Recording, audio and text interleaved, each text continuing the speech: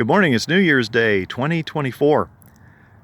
I don't have a large update to make, but I will walk about my trees and demonstrate some of the frost damage that occurred over the last few days. I accidentally left these trees out here when the temperature got down to 29, and this is a cluster of trees that I know aren't as cold tolerant as the others, so I should have put them in the shed, and it's just an accident, but sometimes you learn through mistakes.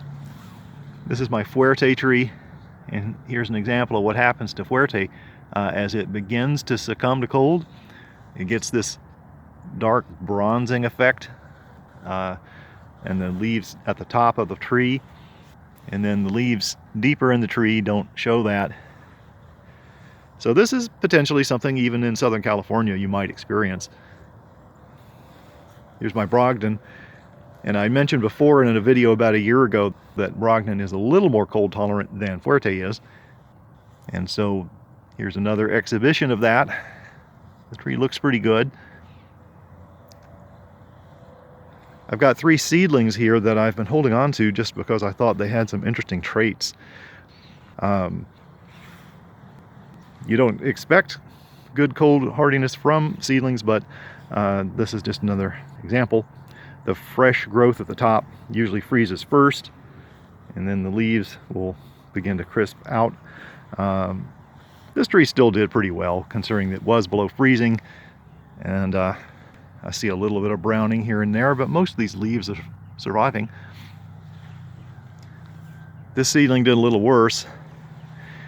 When you see this speckling pattern inside the leaves, that's kind of a moderate level of damage. It's not enough to kill leaves outright, but they are wearing down. So a few more nights, a few degrees below freezing, I probably would see them brown out.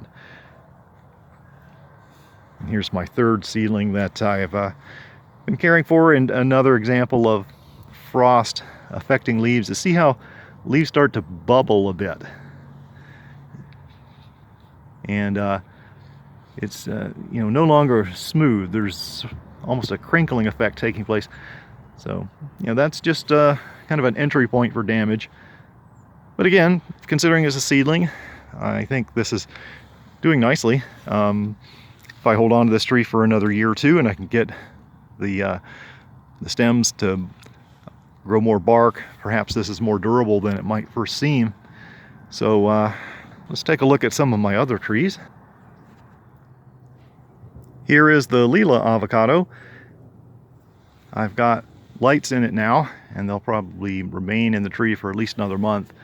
And I do cover this probably half the time. Some nights are not below freezing, but if it's close to freezing or below, I do cover it.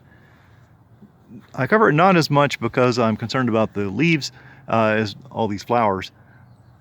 When this tree started flowering, I had a decision to make. Do I try to protect these flowers and potentially get a fruit off them, or pinch them all out and see if it'll flower again in about 3 months, which would be more convenient really in a seasonal sense. But I decided to work with what I have and treat this tree the way a normal gardener would, and try to protect and potentially get fruit from it. So between the covering and these 5-gallon buckets of water, I've been able to keep the flowers alive, and I figure in another month or so I should be able to tell if anything did pollinate. Here is my remaining cluster of avocado trees, my Poncho, Bacon, and Mexicola. So over the last few weeks I did get a little bit of frosting in this Poncho tree, but that's because the cover was touching it here, and generally it's pretty healthy. And the Bacon, I'm seeing a little bit of dye back here along the edges of some of these leaves near the top. But considering that it's not a tree with a reputation for strong cold hardiness, I think it's doing pretty well.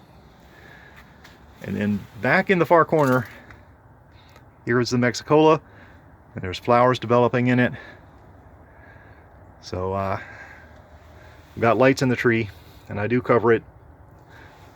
So it's a similar story to the Leela tree back there, although this one's still in a pot. It's probably not realistic to think any fruit can stay on it, but Perhaps if I see some evidence that it's being pollinated, I could uppot it to continue to gamble with it.